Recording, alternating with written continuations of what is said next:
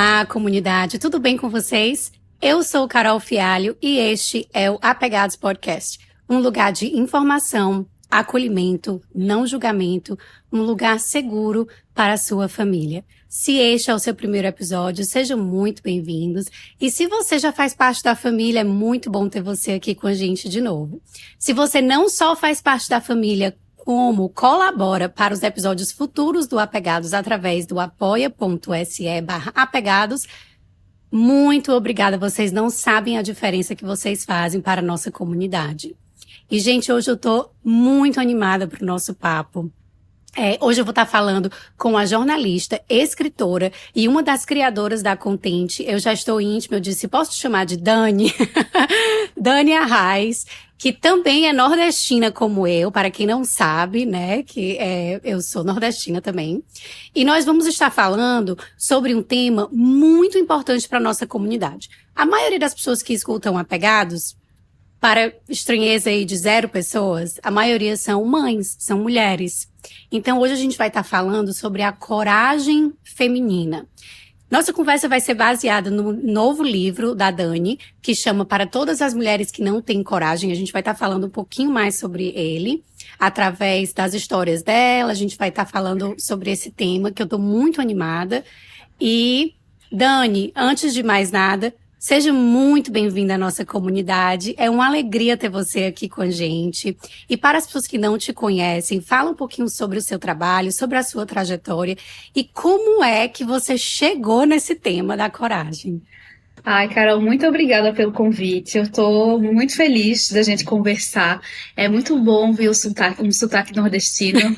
Eu moro em São Paulo há muitos anos, mas assim, eu sinto falta. Eu sinto falta também da gente ouvir nossos sotaques mais na internet, nos podcasts e tudo mais. Então, parabéns pela Pegadas e muito curiosa para conhecer mais dessa comunidade. Para além do que você falou, eu sou uma das mães do Martim. Eu sou mãe com outra mãe, junto com a Laura.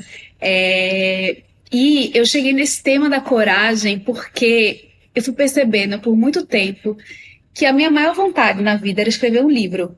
E eu adiava isso todas as vezes. Eu colocava a vida, a rotina, o trabalho na frente desse sonho. Porque eu pensava, quem sou eu para escrever um livro? O que é que eu vou falar? Será que as pessoas vão se interessar? E tá. Eu ficava num loop mental muito forte. Na época da pandemia, eu comecei a fazer umas entrevistas no meu próprio Instagram, @DaniArraes, conversando com outras mulheres sobre o fenômeno da impostora, ou a síndrome da impostora. Porque quando eu me dei conta de que essa voz na minha cabeça, que ficava o tempo inteiro me diminuindo, me fazendo me deixar para depois, tinha nome, eu pensei, beleza, eu tô me adiando, mas parece que não sou só eu. E aí, ali na pandemia, né, uns 4 anos atrás, eu já comecei a investigar esse tema e eu fiquei muito mobilizada por ele, porque absolutamente todas as mulheres que eu conheço têm esse problema de se diminuírem. Parece que a gente nunca se sente preparado o suficiente. Parece que a gente sempre precisa fazer mais um curso. Eu sempre fico impressionada quando eu faço curso, que assim, 90% da plateia é de mulheres. Sim. Né?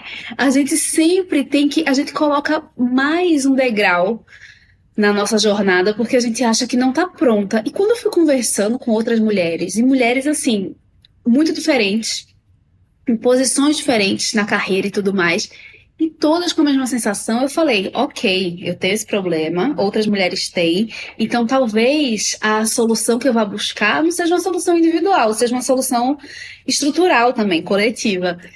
E aí, quando foi, há 2 anos atrás, eu recebi um convite da editora Bestseller, do selo Bestseller, que é da editora Record, e chegou para mim no e-mail assim, Dani, a gente gosta muito do que você escreve, você tem vontade de escrever um livro? Sabe aquele e-mail assim que eu nem sabia que podia ter sonhado com ele, porque eu deixava tão escondido esse sonho que eu nem tinha verbalizado ainda. E eu falei, claro, quero muito, bora. E foi aí, quando eu fui entender sobre o que é que eu queria falar nesse livro, eu entendi que eu queria falar de coragem. Porque apesar do nome dele ser Para Todas as Mulheres que Não Têm Coragem, esse não é em outra cor. Sim. Ele é para todas as mulheres que têm coragem e não têm coragem. Porque mesmo duvidando, mesmo se adiando e tudo mais, a gente segue em frente. A gente sabe a força que a gente tem. Sendo que pela estrutura da sociedade em que a gente vive, muitas vezes a gente fica menor, fica diminuída, fica tolhida. Então, esse livro, ele é esse meu convite para que a gente seja do tamanho que a gente veio ser nesse mundo, para que a gente pare de ficar nesse loop mental, dizendo que a gente não está pronta, que a gente não sabe, que a gente precisa fazer mais um curso para então se aventurar. A gente é Sim. muito boa no que a gente faz. A gente é mãe, né, em muitos casos, e uma mãe é capaz de criar um ser humano. Como é que a gente não é capaz de criar tudo que a gente quiser? Verdade. Então, ele é esse convite para a gente mergulhar dentro da gente e sair desse mergulho com muito mais fôlego, com muito mais força. Tem tanta coisa que você falou, reverberou em mim aqui também de um jeito especial, né? Porque é, é tão interessante. Ano passado eu li o livro De Olhos Bem Abertos da Manu Xavier. E eu também li O Indomável pela primeira vez, da Ai, Glennon Doyle. E assim, eu lendo esses livros, eu também li Bell Hooks já algumas vezes. Então, assim, a gente vê que é uma questão estrutural, né? Assim, nós, desde que nascemos, nós somos ensinadas de uma forma completamente diferente da dos meninos. E tão diferente, até nas coisas bem sutis, né? Assim, eu tenho uma parte do livro da Glennon Doyle que ela fala que quando ela foi entrar no banheiro do filho dela pra ver o shampoo, alguma coisa assim, o shampoo era pra cabelos fortes e etc, e força, e o da mulher danificados, né? Assim, são as mensagens mais sutis que a gente recebe desde sempre, de pequenininhas com os brinquedos que a gente brinca até a vida adulta, que nos dizem, olha, não, não é tão bem assim, né? A sua bola não é essa toda. Vem aqui, pequenininha, vamos se conter, e etc. E eu tenho uma filha mulher e eu venho pensado muito nessas questões desde que eu virei mãe, porque eu quero que ela cresça totalmente potente, né? Dentro da potência dela, que é individual, que vai depender das competências que ela vai adquirir. Então, assim, é tão difícil a gente ver as mensagens do mundo, mas a gente combater isso, né, das maneiras que nós podemos. E esse discurso interno, ele existe desde sempre em todas nós. É assim, essa dúvida, questionamento, será que... E eu lembro que um dos meus também maiores sonhos era escrever um livro. E o meu avô, muito pequena, o meu avô disse, minha filha, por que que você não escreve um livro? Isso eu era adolescente, eu disse, vou, pelo amor de Deus. Ele disse, ó, a Isabel Allende, que é uma escritora muito conhecida hoje, também começou como jornalista. E as pessoas descobriram, assim, uma vez ela fazendo uma entrevista, muitas vezes na hora de reportar a entrevista, ela mudava umas coisas, ela colocava algumas coisas que não eram reais. Aí o cara disse, olha, eu não vou te dar uma entrevista por causa disso, mas por que que você não vira escritora ao invés de jornalista? Você não gosta tanto de inventar as coisas, por que que você então não vira escritora? E aí ela virou escritora. E essa história ficou na minha cabeça durante muitos anos. E quando eu tive a minha filha, eu criei um livrinho para ela que ajudou muito com a ansiedade de separação. E eu disse, eu vou escrever pro mundo, né? E não esperei por editora, nada. Fiz sozinha. E assim, o tanto de mensagens que eu recebo até hoje de pais que dizem, esse livro ajudou tanto meu filho, ajudou tanto a minha filha, uma super identificação. Então, assim, a partir disso, eu vejo mesmo quão importante é a coragem. Mas a coragem na neurociência, Dani, ela é definida como uma característica superior, no sentido de que ela demanda muita atividade no córtex pré-frontal, porque é uma decisão intencional para a neurociência, né? Então, assim, como que você define a coragem? Eu fiquei pensando nisso. Você pensa na coragem como algo intencional, planejado, ou você pensa na coragem como algo mais instintivo, reativo? Nossa, vocês falou tantas coisas boas, deu vontade de comentar cada uma. Eu penso que a gente exercita a coragem. Eu acho que, como a gente faz exercício, como a gente tenta em toda hora fazer exercício, engrenar uma rotina, a gente consegue exercitar a coragem também. E parece que quanto mais a gente exercita, mais coragem a gente tem. Porque eu acho que a coragem, ela faz esse contraponto com o medo, né? E deixa a gente vulnerável. Brené Brown, né? Autora de A Coragem de Ser Imperfeito, e vários livros maravilhosos, ela fala muito isso. Mas coragem, para mim, é quase uma decisão. Você tem a opção de olhar para os desafios da vida ou para os seus próprios desejos e ficar numa medida que você já conhece, que está confortável, que você já entende. Uhum. Mas tem alguma coisa dentro de você que vibra e fala assim: eu quero mais. Eu sei que eu quero mais. Eu sei que eu posso mais. Então, para mim, a coragem vem desse lugar de você decide ir. É isso, você escreveu o livro para sua filha. Você precisou escrever isso porque isso vinha muito forte, isso ajudou tua filha, isso ajudou outras pessoas. Se você ficasse só no looping, eu não vou escrever e tudo mais, você não faria essa diferença. Então, hoje, eu acho que é isso, que coragem é ação. É essa vontade de você não caber onde você já está cabendo, nos lugares que você já conhece.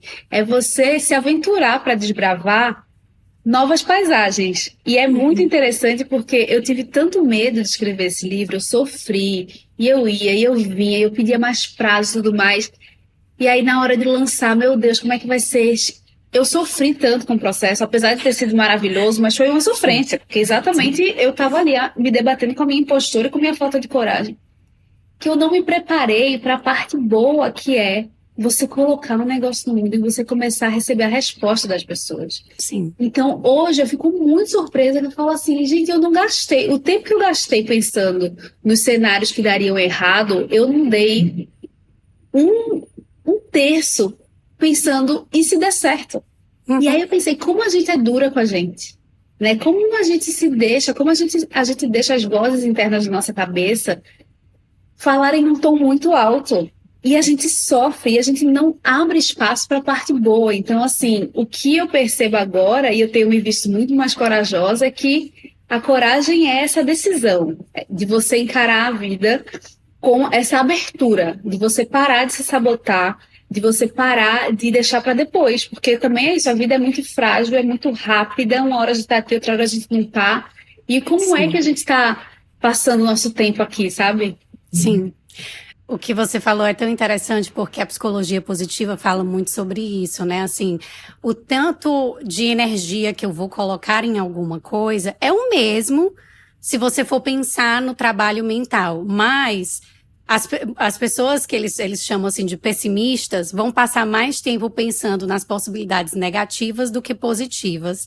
E as pessoas otimistas, por mais natureza, vão pensar e se der muito certo. É claro que existe aí um benefício em pensar no que pode dar errado, porque a gente pode se preparar para evitar certos desafios, mas não tem como a gente se preparar para todos os desafios, porque muitos deles a gente nem sabe que sim, da existência, né, que vão existir.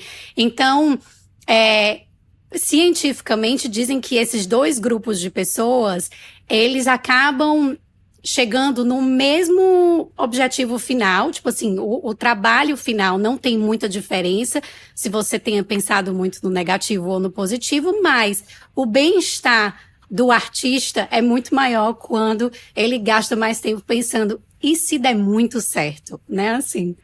Não, e fora isso, assim, ano passado, pela primeira vez, eu fiz um mapa dos sonhos, que é basicamente você escrever sobre tópicos da sua vida como se as coisas já tivessem acontecido. Então, por exemplo, se você quer muito comprar uma casa, você não escreve, eu quero comprar uma casa, você escreve assim: eu estou morando na casa que eu comprei, ela tem 3 quartos, tem uma varanda e tem uma vista, você começa a descrever um pouco. Foi muito bom. Eu fiz isso em relação à família, ao trabalho, ao dinheiro, a viagens, e foi massa. Eu fiz com Laura, minha esposa, e com 2 amigas. A gente fez uma noite, assim, sabe? De ficar escrevendo. Que legal. Foi maravilhoso. Aí, esse ano eu fiz um pouco também. E algumas coisas acontecem, umas não, outras sim, mas é menos sobre a ferramenta e mais sobre como você para e você pensa. Eu acho que a gente vive um tempo tão acelerado que a gente só faz. Sim. A gente vai fazendo uma coisa atrás da outra, a gente tem 1.000 pratinhos para equilibrar, a gente dá conta de um monte de coisa e ainda se acha suficiente no final do dia, mas muitas vezes a gente não para sonhar, a gente não para desejar. E Sim. eu acredito muito na força da escrita e na força do papel e da caneta ou do lápis, de você colocar ali no papel o que você quer e você vislumbrar possibilidades, Uhum. sabe? E você pensar, é isso, tem esse cenário muito legal. Eu também posso preparar o meu corpo, o meu emocional para viver coisas boas. É Sim. bonito, né? Sim. Ai, que lindo.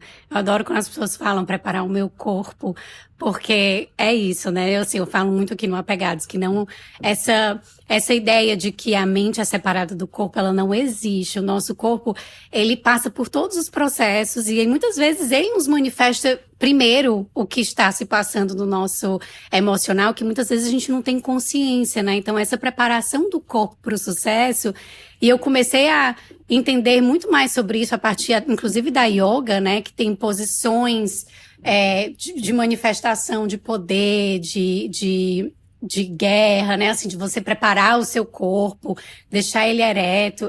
Eu comecei a ver muita diferença a partir da yoga e de como meu corpo se posicionava no mundo. Então, é tão importante a gente também poder preparar o nosso corpo para o sucesso, né? Assim, como que eu vou entrar nesse ambiente? Como que eu vou me posicionar nessa mesa? Tudo isso passa mensagens importantes, não verbais também, né? Assim, para o nosso sistema nervoso. E além da síndrome da impostora, você percebe alguma coisa? O que mais que limita a coragem feminina, né? Assim, quais são os principais limitadores da nossa coragem? As estruturas da sociedade, né, como a gente vive, foi muito bom você falar aí até do shampoo.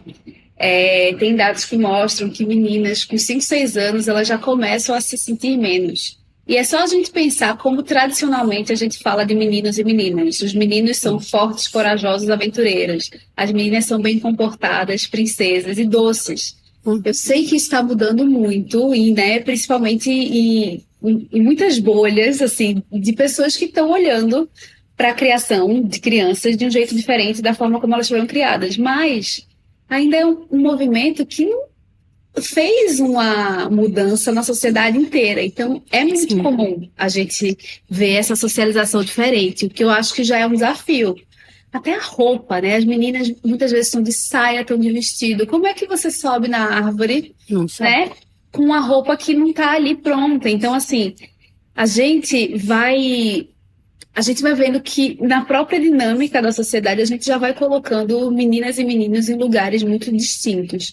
E aí o tempo vai passando. Uma coisa que eu acho muito difícil de pensar, muito triste, é que assim, quando eu tenho um filho de 3 anos, é uma criatividade, é um negócio lindo, assim. E quando eu convivo com outras crianças da cidade também, meninos e meninas e menines, tipo, todo mundo ali na potência, na Potência alegria, total. aquele corpo aberto no espaço, Sim. vivenciando a vida.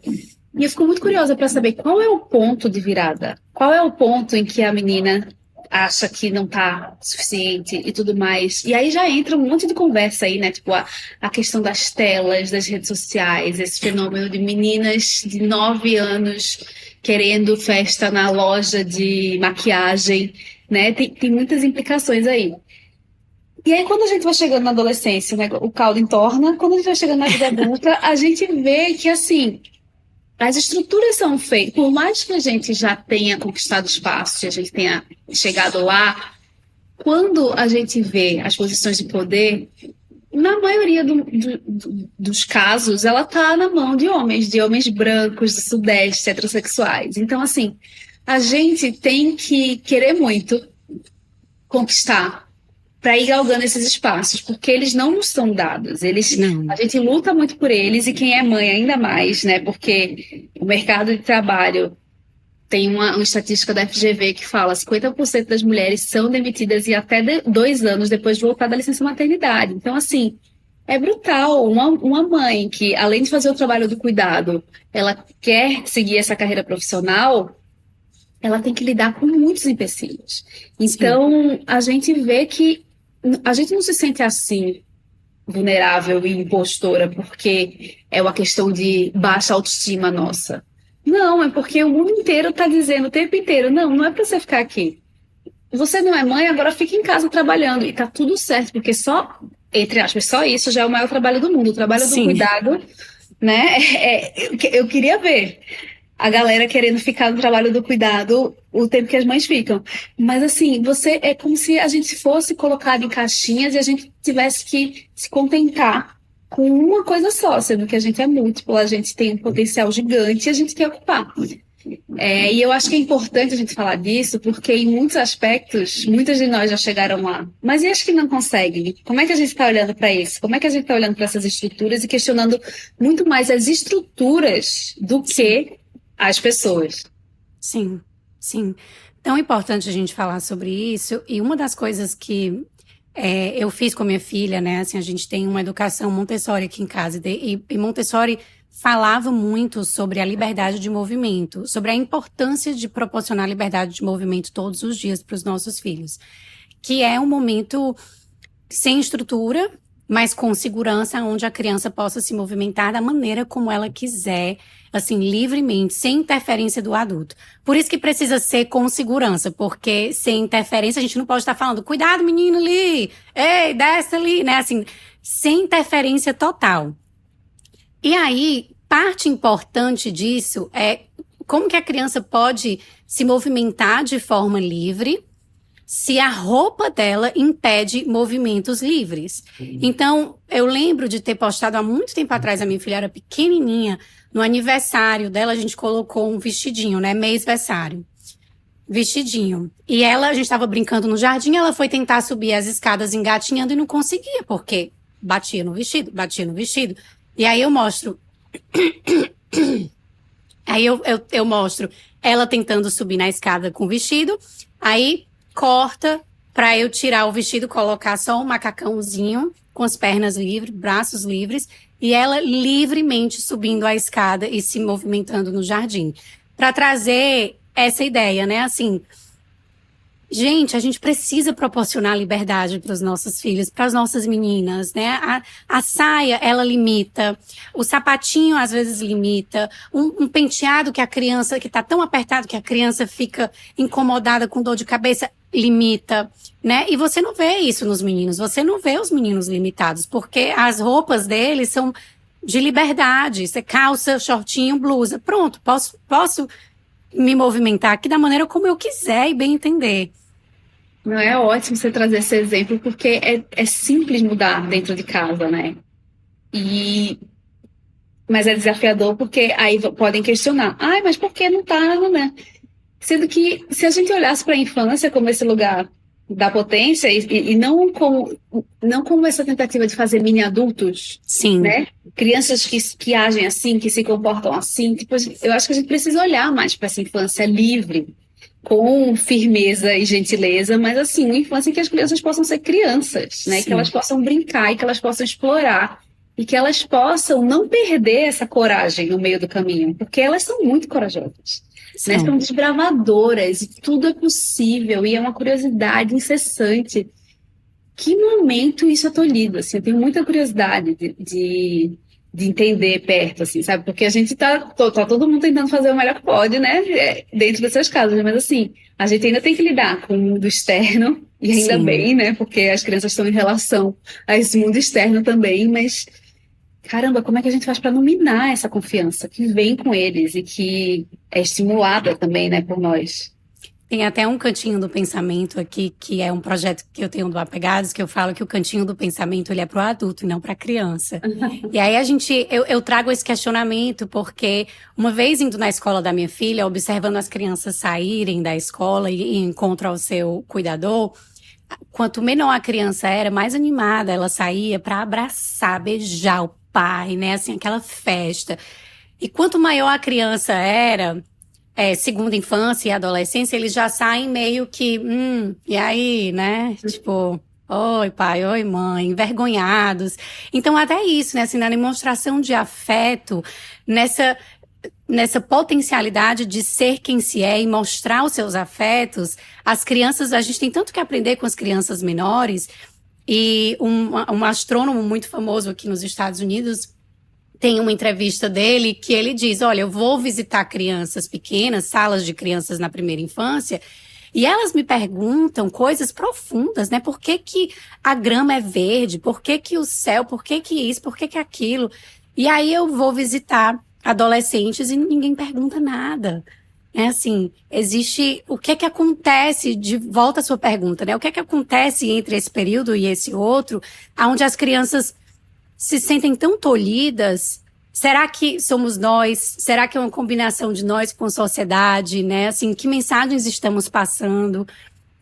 E aí eu trago questionamentos nesse sentido, né? Porque realmente é muito gritante a diferença, se a gente para prestar atenção.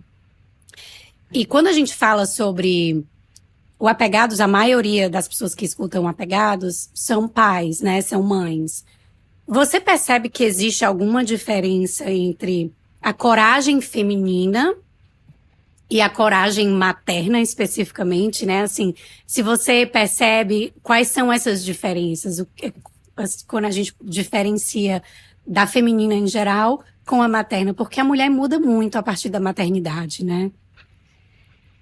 Eu acho que tem um mergulho que a maternidade traz, que traz esse lugar de uma força muito grande.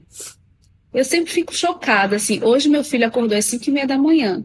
Eu tô assim, só o pó. Sendo que por anos ele acordou às 5:30 da manhã e eu continuei trabalhando e fazendo tudo. Então, eu acho que a coragem materna traz uma otimização de tempo. A gente faz muito mais coisas em menos tempo, porque a gente precisa se desdobrar. E traz essa coisa meio bicho mesmo, de você olha e você fala assim, ó, se o mundo tá errado, eu quero consertar. Se mexeram com meu filho, vão ouvir. Eu acho que parece que fica tudo mais aguçado. E traz, isso, muita perspicácia, um mergulho muito profundo. Eu acho que você passa a entender muito mais outras mães, né? Muito mais sobre a infância, muito mais sobre a sua mãe, né? Você vai, é um mergulho muito profundo. Então, eu acho que a gente sai desse caldo, porque também é um grande caldo, né? Até a gente conseguir se ajustar, meu Deus do céu, a gente vai ali morrer na praia, ultimamente. Sim. Mas parece que quando esse caldo passa um pouco, você fala assim, eu consigo muito. Eu tenho, até escrevi isso no livro, assim, como é que eu não vou ter coragem se eu crio um ser humano?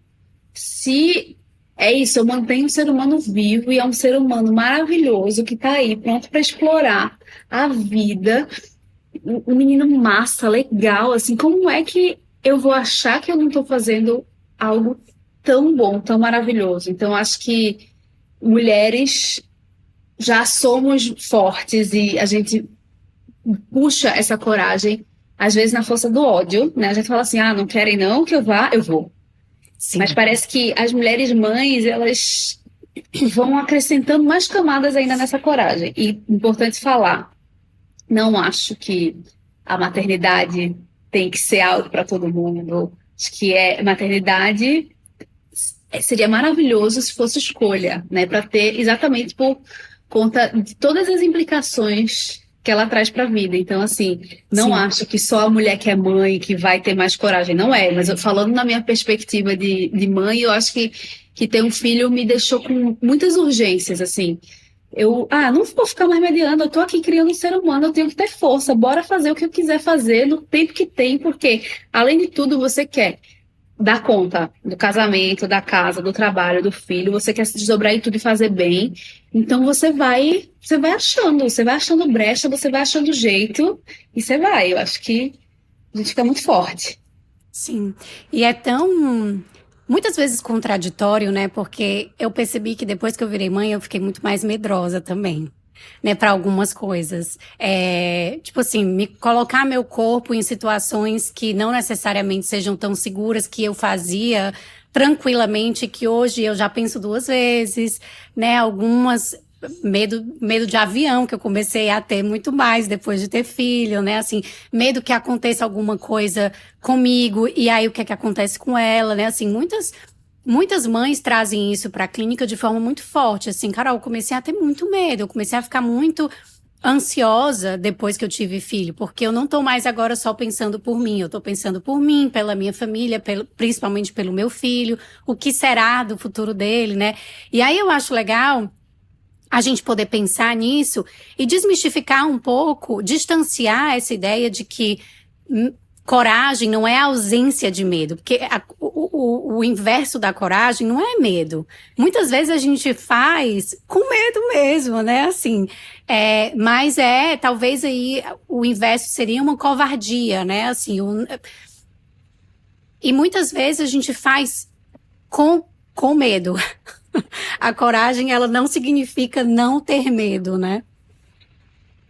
Exato, é meio até. Eu acho que se a gente não tivesse esse sentido de autopreservação, a gente ia se colocar em tanta enrascada. Sim. Faz parte, né? A gente pensar e refletir, mas é importante a gente ver se o quanto a gente pensa e o quanto a gente reflete, se isso nos paralisa ou se isso nos mobiliza, Sim. né? É ir apesar do medo, é ir com medo mesmo, aquela frase clichê. Mas é não deixar de fazer porque você cogita um monte de cenário na cabeça. Faz parte. Eu acho que depois que você é mãe, você cogita ainda mais, né? Você fica muito ligado nos perigos e você tem medo. Eu lembro a primeira vez que eu fui viajar sozinha, assim, nossa, no dia eu comecei a chorar. E eu falava, ai meu Deus, eu não vou conseguir ir. Eu sabia que eu ia, mas assim, me deu uma sensação que eu nunca tinha tido, assim, um nó no estômago, um aperto no peito. E assim, meu Deus, e se acontecer alguma coisa comigo? Meu Deus, e é muito tempo longe. Meu Deus, meu Deus, meu Deus. Sim. No aeroporto eu já estava ótima, foi tudo. E assim, é recorrente. Todas as amigas passaram pela mesma cena. Sim. Aí depois que viaja, fala assim, meu Deus do céu, como é maravilhoso também. Mas é isso, né? Faz parte. A gente está se preservando enquanto a gente está indo também. E é tão importante a gente poder fazer uma observação de que a gente está falando de um recorte muito específico, né? Porque, infelizmente, quando a gente vai ver a grande maioria da população brasileira, muitas mulheres estão em situações de risco dentro de casa, vivendo em situações de abuso, e que muitas delas têm medo mesmo, e têm medo pela vida, né? Não é medo, ai, eu tenho medo desse projeto não dar certo. Não, é assim, eu tenho medo de demonstrar coragem porque, de repente, eu posso morrer, né? Assim, porque eu posso apanhar tanto que a gente corre risco de vida se eu for tentar ser muito corajosa, né? Então, assim, eu acho importante a gente também ter fazer essa observação de que, infelizmente, essa é uma realidade de muitas mulheres, né? Assim, muitas mulheres se colocam em situações ou estão em situações que elas não podem exercitar o seu potencial e a sua coragem dessa maneira como a gente está falando, né? Porque elas estão em situações de risco importante, né? Latente de vida, muitas vezes. E é aí que se torna tão importante a gente ter essas conversas de informação, de reflexão no âmbito social, porque todos nós podemos fazer a diferença, né? Assim, eu falo muito isso no Apegados também, que a educação dos filhos é uma questão coletiva. Se você sai da sua casa, você está à mercê de estar passando uma mensagem para uma criança que ou pode fazer a diferença na vida dela de forma positiva ou negativa, né? Assim, é como a gente acolhe, é como a gente respeita as crianças na rua, e isso pode fazer total diferença. São coisas pequenas que fazem grandes diferenças. E para as mulheres também, né? É um acolhimento, é você entender, nossa, talvez essa pessoa que trabalha aqui na minha casa, ela tá passando por problemas, assim, né? De agressão. O que é que eu posso oferecer para ela que é um acolhimento, né? Assim, o que é que eu posso fazer? Que exemplo eu posso dar? Ou como que eu posso estar colaborando para que ela, devagarzinho, consiga se fortalecer para que ela possa ter um ato de coragem e sair dessa situação? Totalmente, é super importante você trazer esse ponto, porque a gente está falando aqui, né, de aspectos muito pessoais, de desejos, de sonhos, mas a gente não pode esquecer das diferentes realidades. E eu acho que essa é uma conversa que, às vezes, eu tenho a impressão que na bolha do Instagram, um monte de gente já falou de impostora, síndrome de impostora e tudo mais. Mas eu sempre acho que o conhecimento liberta. E que quando a gente entende essas estruturas de sociedade, a gente entende, por exemplo, muito mais sobre o machismo. Eu respondi Sim, uma entrevista esses dias e aí o jornalista perguntou, mas tem muita mulher que tem comportamento machista. Por quê? E aí eu fiquei refletindo, né? Eu falei, muitas vezes a gente quer pertencer. Então, às vezes, é melhor a gente dizer, eu concordo com esse discurso, que é um discurso que nos violenta, né, nesse sentido, um discurso machista, porque você quer pertencer. E às vezes você quer pertencer porque a sua religião diz que a mulher tem que obedecer ao homem. Porque você acha que assim você vai estar imune a violências, por exemplo. E será? Será que você vai? Dificilmente, né? Então, eu acho que quanto mais a gente entende o que é ser mulher, o que é que isso implica, o que é que significa ser uma mulher hoje no Brasil, a gente vai entendendo mais essas estruturas e a gente vai se fortalecendo. E é um tipo de sim. conversa que precisava furar a bolha, porque tem um monte de mulher que com muita dificuldade de sair das estruturas em que elas estão, porque às vezes elas estão num lugar de vulnerabilidade econômica, por exemplo. Total. Elas não podem sair, elas não têm como sair. Então, como é que, no mundo ideal, né, como é que a gente cuida das mulheres? Como é que a gente cuida das crianças para que todas possam viver num estado de bem-estar e com seus direitos garantidos, né, com a sua vida legitimada, assim. Então, é um tópico de alugar o triplex da cabeça, assim, porque tem muita coisa para pensar. É verdade, é verdade. E a gente está se aproximando aqui mais para o finalzinho da nossa entrevista, mas eu queria dizer assim que quando, voltando para uma perspectiva pessoal, né, assim, quando eu tive a minha filha, eu estava passando por um processo imigratório e eu não podia trabalhar legalmente. Então eu acabei que, eu não estou podendo trabalhar e trabalhar faz parte da minha identidade, sempre fez, desde muito cedo. Eu vou tirar um tempo, então, e eu vou ficar com ela. E aí, quando eu receber o cartão de trabalho, né, assim, a liberação, aí eu vou começar a procurar trabalho. Mas eu lembro que, mesmo tendo um marido bacana, legal e etc., né, nós quebramos muito a cabeça no início do relacionamento com a nossa filha, né, assim, no início da parentalidade. Essa transição de não pais para pais foi muito difícil aqui na nossa casa. E foi muito difícil para mim, porque eu comecei a passar por muitas reestruturas, até mesmo de identidade, né? Assim, quem sou eu no mundo onde eu não estou produzindo de forma intelectual, né? Assim, não estou ocupando esse lugar mais.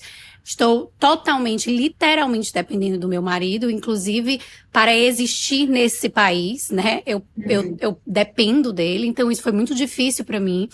É, e aí eu lembro que muitas vezes ele chegava em casa e eu, depois de um dia inteiro com ela, exausta, ele falava, mas tu tá cansada de quê que tu passou o dia em casa, né? Assim, e eu queria voar em cima da garganta dele, assim, como assim?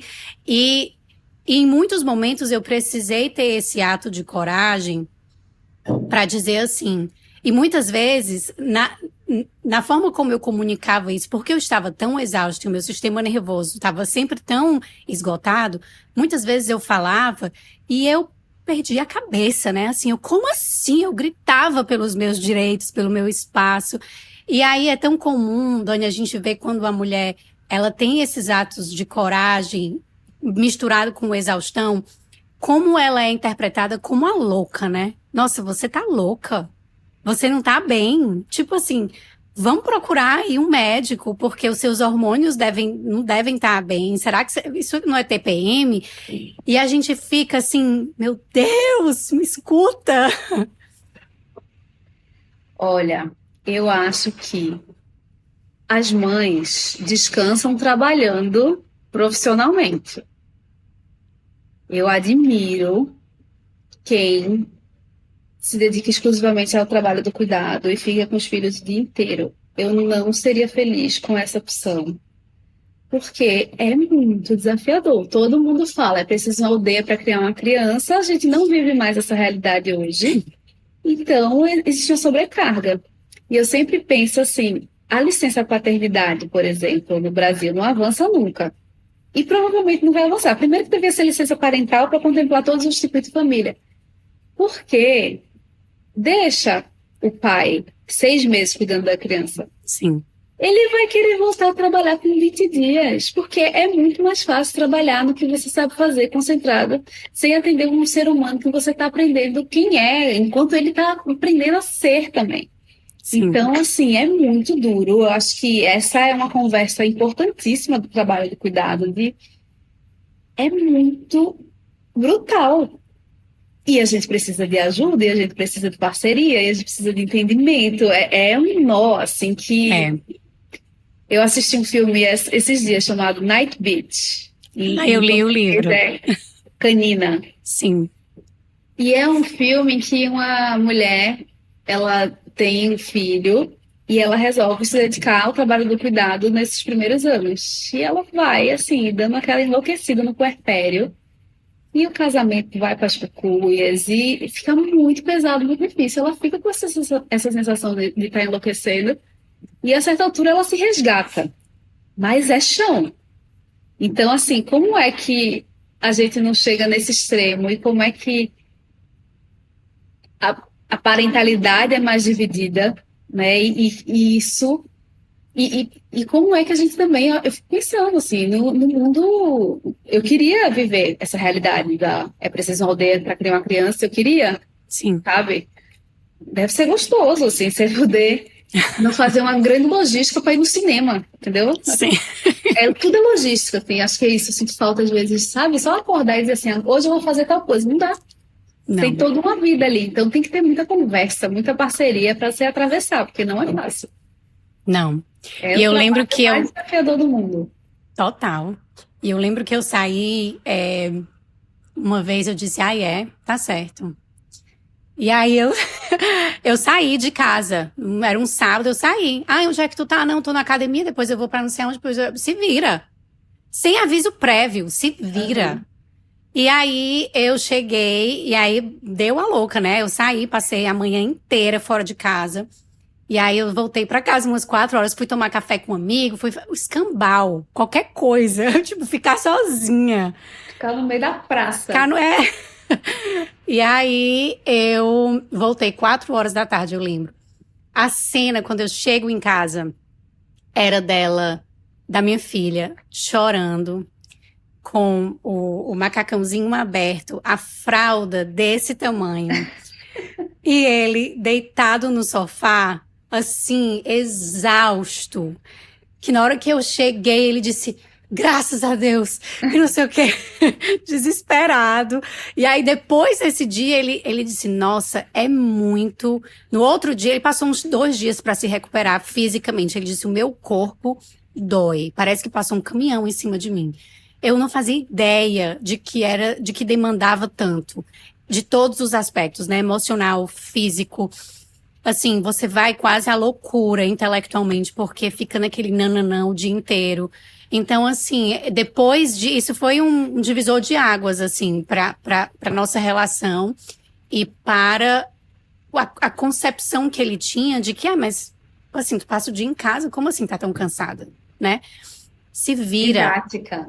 Foi didática, arrasou. Não, se você só vai entender vivendo, eu preciso sair daqui e você se vira. Eu saí sem deixar café da manhã, sem nada, se vira. Tinha comida na geladeira, se vira, meu amigo, porque eu tenho que me virar.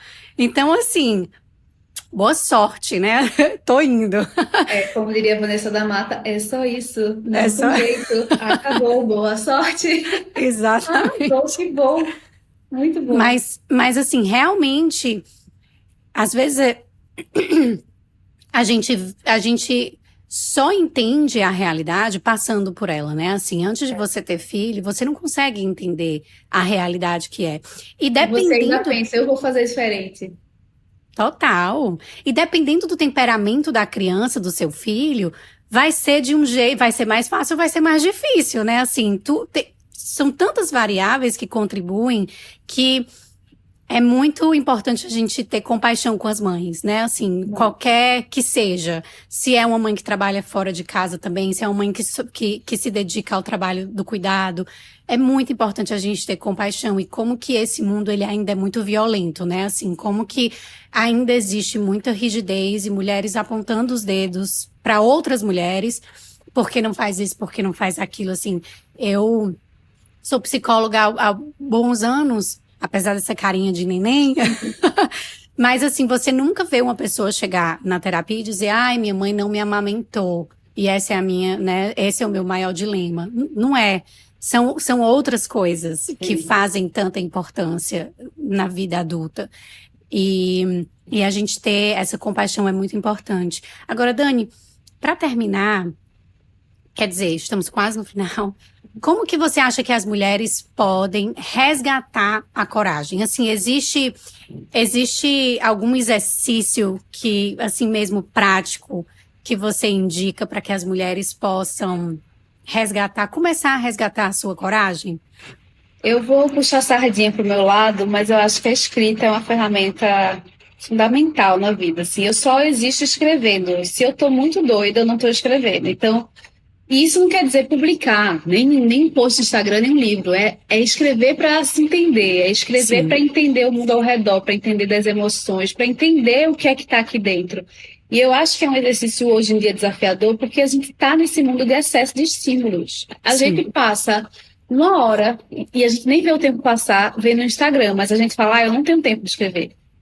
sim, Dá para escrever. Se você tentar escrever 5 minutos todo dia, talvez você se encontre ali com seus desejos, suas vontades, tanto quanto você se encontra na terapia ou mais, como um complemento, ou como algo sim, para fazer a mais mesmo. Então, eu acho que é treinar essa coragem em ação, um pouquinho a cada dia, se colocando no papel. Escolhe um caderno lindo, a gente adora um caderninho e uma caneta, né? A gente nunca superou a quinta série. Escolhe um caderno e começa a olhar para dentro.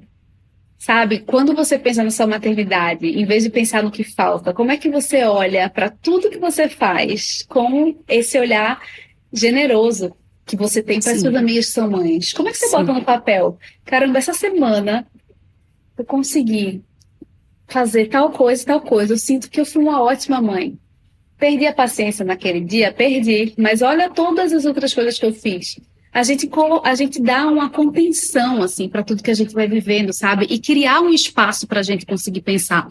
Eu acho que é isso. No papel eu vou encontrando muito minhas vontades. Eu vou encontrando aquela coisa que martela, que vem, que repete. E aí, a partir disso, eu penso, ok, eu vou ficar só escrevendo no papel ou eu vou dar um próximo passo?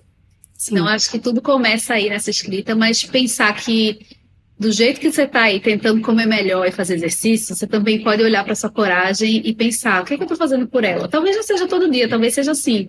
Pensa no mês, esse próximo mês, o que é que eu quero muito tirar do papel? O que é que eu estou com muita vontade de fazer? E que passos eu vou dar para conquistar isso, sabe? sim, Mas preservando, reservando um espaço para você. E eu sei que é muito difícil e pra gente, né? Eu tô sentindo esse ano mais acelerado do que todos os outros anos. Parece que cada ano vai ficando mais, né? Sei lá, a quantidade de acontecimentos em janeiro já é um monte de coisa. Então, a gente vai correndo muito. E se a gente não parar, a gente dá o nosso tempo livre, entre aspas, para as telas, que vão nos deixar ansiosas, nos comparando e tudo mais. Então, é preservar esse espaço para a gente fazer esse nosso encontro com a coragem. sim, sim. E eu diria também que, assim, colocar o nosso corpo em situações devagarzinho, né? Pequenos passos. Porque é muito importante a gente começar a treinar a coragem, ou, por exemplo, resiliência, em espaços inicialmente onde a gente se sente segura, né? Para que, assim, de passinho em passinho, a gente consiga se colocar de repente na frente de 160 pessoas, né? E dar uma palestra, assim, um passinho de cada vez e eles realmente fazem a diferença.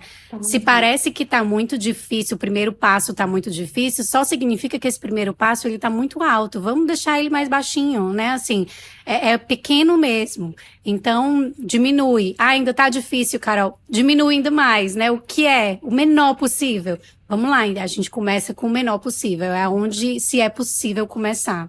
A gente começa no menor e depois que a gente faz o menor, a gente fala, caramba, olha que legal, eu fiz. Né? Ter sempre apreciação também, que eu acho que às vezes a gente mira tanto lá, nesse Sim. lá e tão grandioso, que às vezes a gente não aprecia o passo que a gente deu, e a gente precisa apreciar, Sim. né?